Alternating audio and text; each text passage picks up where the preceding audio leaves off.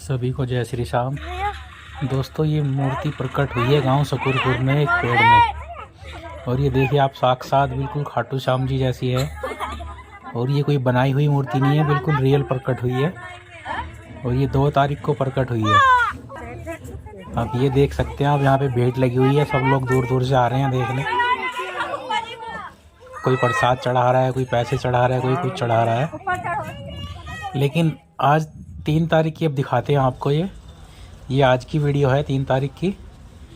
कुछ ऐसा म्यूजिक तत्वों ने इसके साथ छेड़छाड़ करी है, और अब देखिए ये मूर्ति कैसी हो गई है।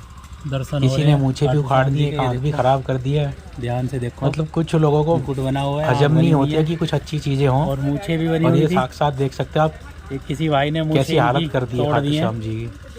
तो आप लोग बताइए ऐसे लोगों के साथ क्या किया जाए। जय श्री श्याम।